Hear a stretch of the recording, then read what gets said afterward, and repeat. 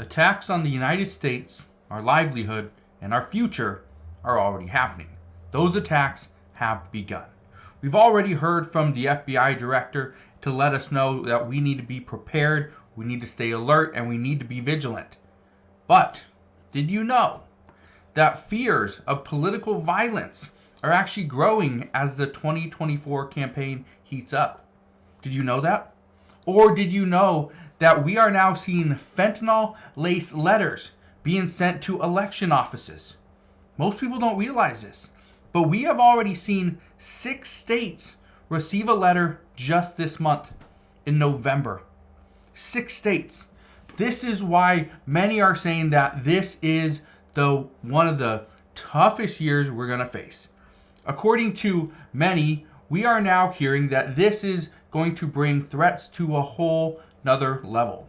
That is exactly what the FBI director said. Threat of terrorist attack against U.S. has reached a whole nother level. That's what he told Congress. But you know what they're also saying?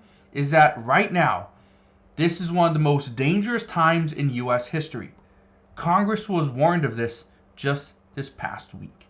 Now, I'm going to fill you in on what's going on, explain why this is turning into a massive crisis, what we are about to face here in the United States in 2024.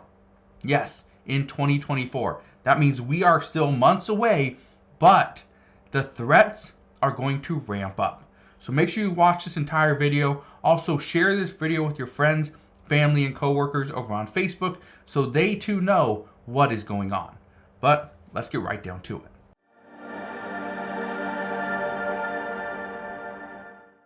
So why are we being told that this is one of the most dangerous times in U.S. history? Well, for multiple reasons. One of the reasons why is because, according to experts, they say the Israel-Hamas war has sharpened the focus of U.S. terror threats. Now, I can tell you right now, these threats are real. I want to play a video for you, and in this video, and this is happening here in the United States. This is actually happening in Washington, D.C. This is during the Democratic National Convention. Okay? Look at this. I want to play this for you really quick. Look at this.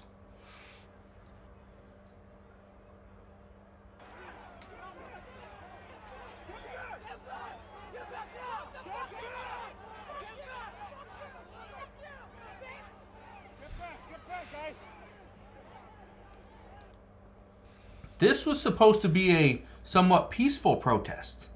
That's what this was supposed to be. But what they are doing right now, okay, this is pro-Palestinian rioters. They are trying to not attack police, but they're trying to enter into the building. Now, this is what we are going to face.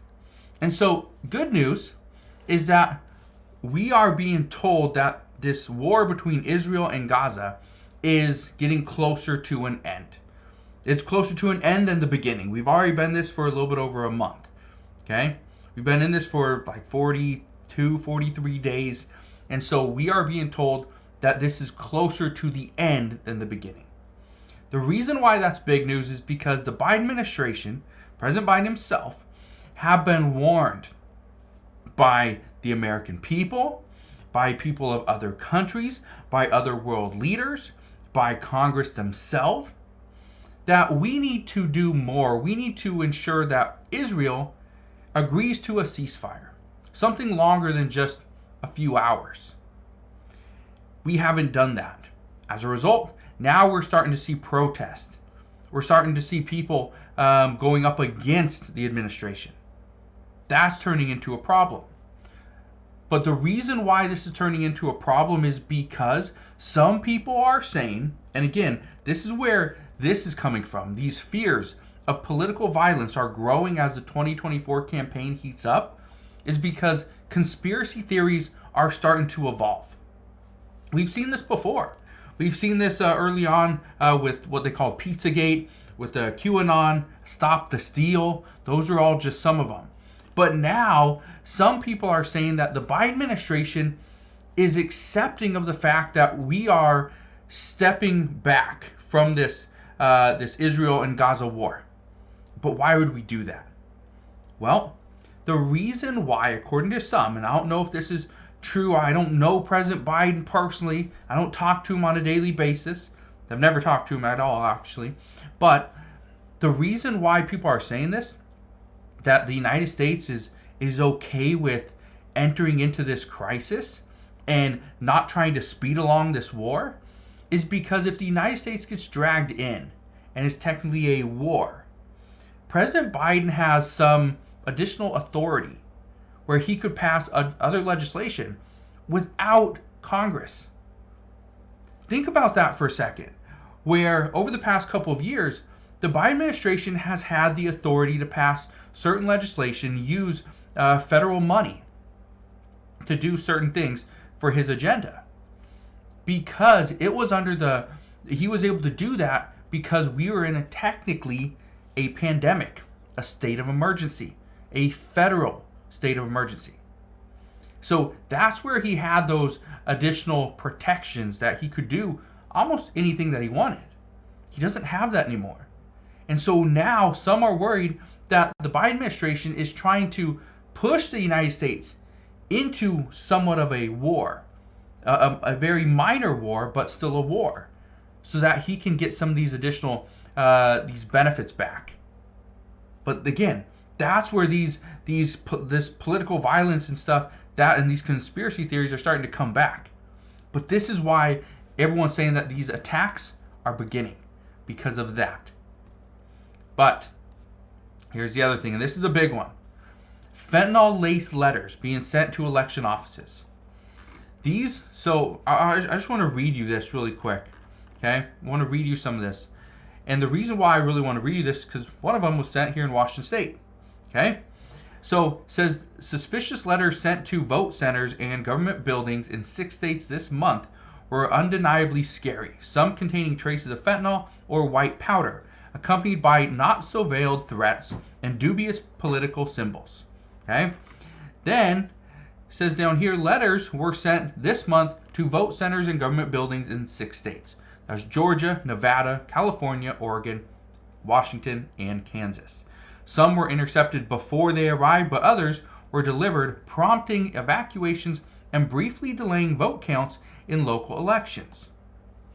Now, one of the things that we are always worried about, and I remember in 2001, I believe it was 2001, the whole anthrax scare, that was a big one. That was a big one. And so I remember that. I remember every time a letter would show up, we couldn't open it. We need to be prepared. What was in it? Did we know who was sending that letter? Were we expecting that letter? If not, then maybe we don't open that letter. And so that's kind of the issue now. Now, I bring all this up because right now there's still a lot of discussions of sending additional funding to other countries. For example, the Pentagon is now calling on Congress to pass aid packages to Ukraine and Israel and do this as soon as possible. The Pentagon is. Now we know Congress has already left, for the weekend. They're already on recess. They'll be back, in a little while. They're going to go and celebrate Thanksgiving with their friends and family and loved ones. Now this means we are going to be, when Congress comes back, they're going to be about a week behind. But here's the thing. We still have to pass a government funding bill. Yes, the government funding bill was passed, and President Biden signed this on Thursday night, which is good. But this only extends government funding until January 19th and February 2nd. The reason why those dates really matter is because Congress is going to take weeks off during December because they go and spend that time with their loved ones and their friends and family for Christmas. So once they come back, that is when they're really going to try to do stuff. Well, this is why the Pentagon and other leaders are calling on the United States and Congress to do something now. Well, it's too late now. They already went home. But once they come back in a week, then they're going to try to do something else. Possibly pass an aid package to Ukraine, pass an aid package to Israel, possibly some more humanitarian aid to Gaza. That's going to happen. But this is why experts are saying that Americans are going to be hit hard, because all these discussions are going to send money elsewhere, to Ukraine, to Israel, to Gaza. But what about the southern border? What about here in the United States? Is President Biden going to step up? Are other lawmakers going to step up? We don't know. That's what we're going to find out. And that is what I'm here to tell you, is just want to give you this warning. The attacks against the people of the United States are already happening. But according to experts, the people that pose the greatest threat to the United States are already here in the United States. They're not coming from abroad.